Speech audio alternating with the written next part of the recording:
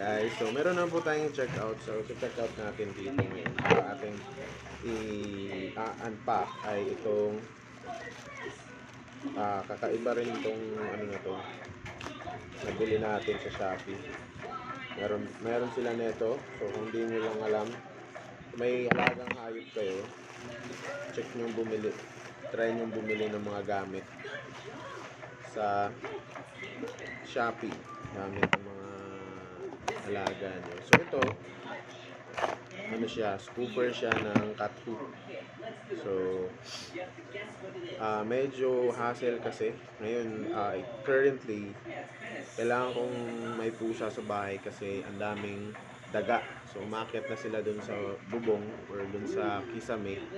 Last time, maingay sila pero nung meron na akong pusa, nawala yung ingay kasi tumatambay yung mga pusa na to.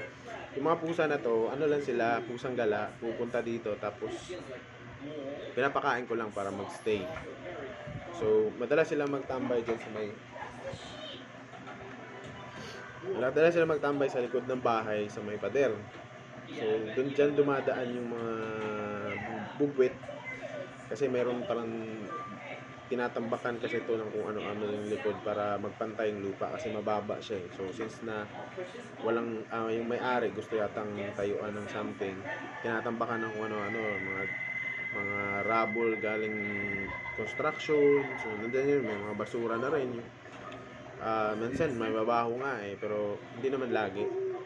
So kaya yung mga bubwit na galing doon umaakyat, tumatawid.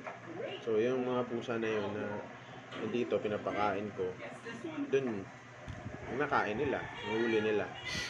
Tapos siyempre kung saan sila tumatambay, dun na rin sila dumudumi. So no choice ako kundi mag-provide ng sand dito sa tabi. So minsan kasi pag madami na yung poops nila, bumabaho na kasi hindi na nila malibing ng maayos. So plano ko na i-scoop yun kada araw para maitapon ko ng maayos and hindi siya mamaho araw-araw.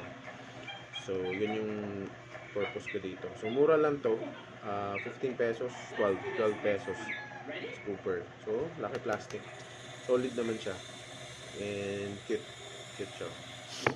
Tapos bumili na rin ako ng pagkain ng pusa. So ito, nakakatuwa kasi yung mga pusa kasi meron silang trip na mga cat food.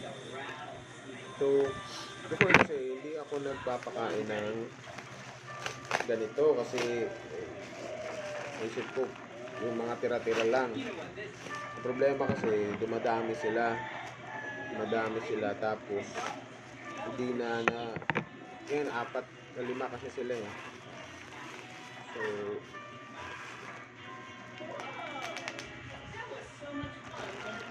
So hindi enough. May araw na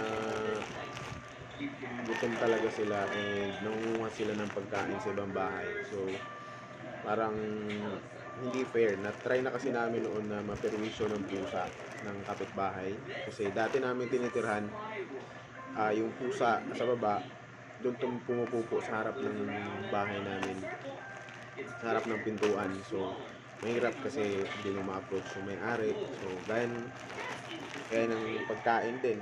So since alam ko naman dito sila nagdumi-dumi sa bahay, so walang problema doon. Pero in terms of yung pagkain kasi minsan nahuli ko sila na meron silang tinatakbo na pagkain, buo talaga as in hiwa ng isda, karne, manok.